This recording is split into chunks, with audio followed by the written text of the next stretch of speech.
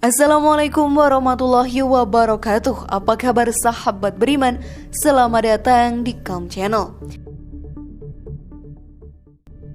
Pembahasan mengenai ruqyah memanglah tidak pernah ada habisnya. Ruqyah seringkali dalam masyarakat kita diartikan dengan prosesi pengusiran makhluk gaib yang mengganggu, baik yang merasuki tubuh manusia ataupun rumah seseorang yang diganggu oleh jin dan juga setan. Padahal dalam agama Islam, ruqyah merupakan sebuah upaya dan metode penyembuhan dalam Islam yang digunakan untuk menyembuhkan orang yang sakit melalui ayat-ayat suci yang ada dalam Al-Quran. Lalu bagaimana manfaat ruqyah dalam Islam itu sendiri, sahabat beriman? Simak video ini hingga akhir dan temukan jawaban selengkapnya agar Anda tidak tersesat. Berikut ini manfaat ruqyah menurut agama Islam. Pahami agar tak salah arti. Versi dari Calm Channel. Sebelum kita membahas lebih jauh manfaat ruqyah menurut agama Islam, lebih dulu kita harus mengetahui apa yang dimaksud ruqyah menurut Islam. Secara istilah, ruqyah disebut sebagai al-uzza yang berarti perlindungan. Metode ruqyah bisa dilakukan seorang diri ataupun umumnya dilakukan oleh para ahli agama. Untuk proses pelaksanaan, Ustadz akan membacakan doa-doa yang bersumber dari Al-Quran, kemudian meniupkannya di tangan lalu mengusapkannya ke seluruh tubuh orang yang tengah diruqyah. Ruqyah yang benar tentunya harus sesuai syariat agama, tidak boleh menggunakan bacaan-bacaan yang tidak ada dalilnya. Terlebih lagi jika disertai mantra-mantra atau pemakaian jimat. Perbuatan tersebut justru menjadi syirik dan hukumnya haram. Lalu sahabat beriman, apa saja manfaat ruqyah menurut Islam? Maka mari kita bahas lebih dalam. Namun sebelum lanjut, klik dulu tombol loncengnya supaya kita tetap bertebar syiar melalui channel ini. Mari kita berbagi pengetahuan dan ilmu yang bermanfaat. Amin ya robbal alamin.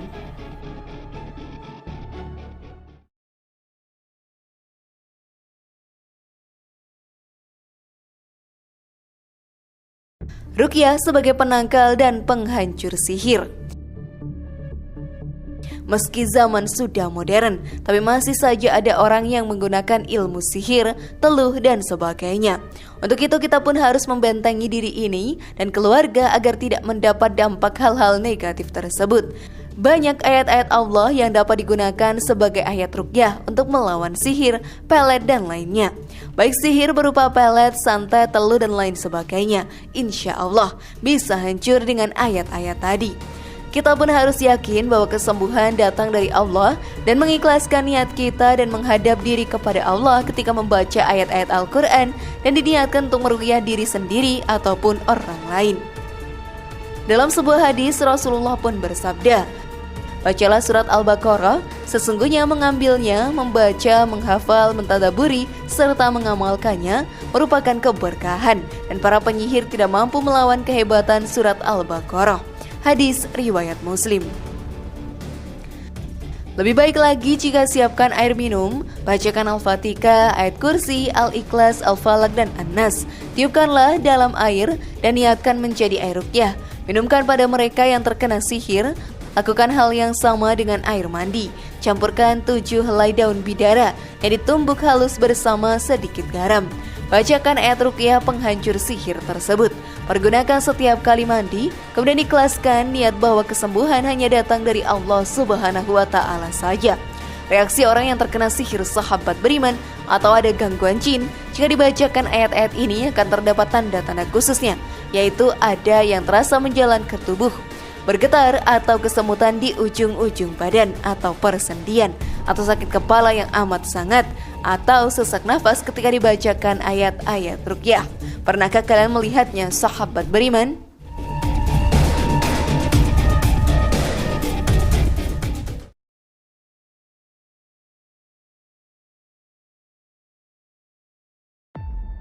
Ruqyah sebagai pengusir jin.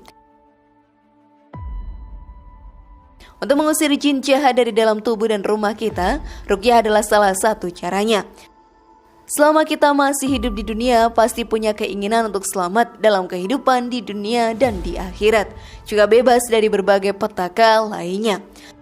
Salah satu hal yang tak kasat mata tapi bisa mengganggu kehidupan adalah gangguan jin.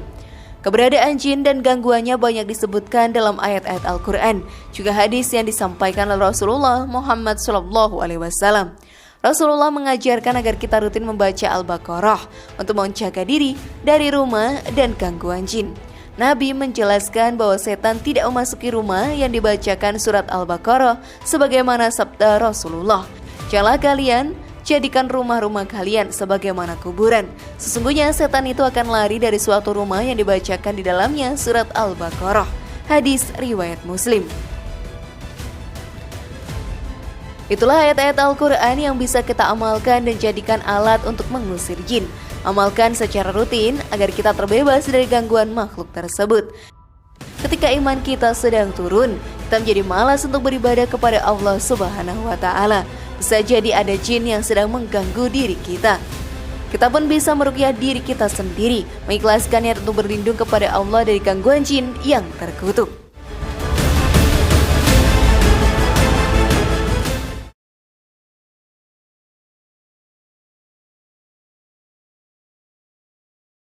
Ruqyah sebagai obat dari segala penyakit. Ruqyah merupakan salah satu pengobatan alternatif yang dilakukan dengan bacaan doa bersumber pada Al-Quran dan Al-Hadis. Ruqyah bermakna doa dan bacaan-bacaan yang mengandung permintaan tolong dan perlindungan kepada Allah Ta'ala, yang ditujukan salah satunya untuk menyembuhkan diri dari berbagai macam penyakit. Dalam konteks pengobatan, ayat Al-Quran terbukti secara ilmiah dapat dimanfaatkan sebagai metode terapi pengobatan untuk keluhan penyakit fisik maupun psikologis. Sebagaimana dengan riwayat bahwa Rasulullah SAW pernah melakukan terapi ruqyah seseorang yang mengalami sakit mental dan berhasil disembuhkan. Apapun yang berada pada diri manusia, yakni dari suara dan apa yang dilihat, tentu berpengaruh ke otak dan pengaruhi mental seseorang. Dengan terapi ruqyah ini, orang tersebut akan mendapatkan stimulasi berupa makna-makna positif dari bacaan Al-Quran, sehingga otak juga akan memberikan respon positif dan bersifat seperti detoksifikasi dan membuang segala penyakit, baik itu yang berhubungan dengan mental atau hati sampai yang berhubungan dengan penyakit fisik. Dari Ali radhiyallahu anhu meriwayatkan, dalam sebuah kisah ketika Rasulullah salat, saat sujud beliau disengat kalajengking di jarinya. Kemudian beliau dibawakan sebuah bejana berisi air dan garam, lalu beliau mencampurkan air dan garam, lalu membaca Qul huwallahu ahad dan Al-Mu'azzatain sampai reda. Riwayat Ibnu Abi Syaibah nomor 24019. Ibnu Mufli menjelaskan dalam kitab Adab Asy-Syariah terdapat hadis bahwa terapi air garam dan ruqyah merupakan ramuan yang memadukan antara obat ilahi dan obat alami. Ruqyah pun menjadi pengobatan pertama yang dilakukan Nabi dan sahabatnya jika mengalami gangguan.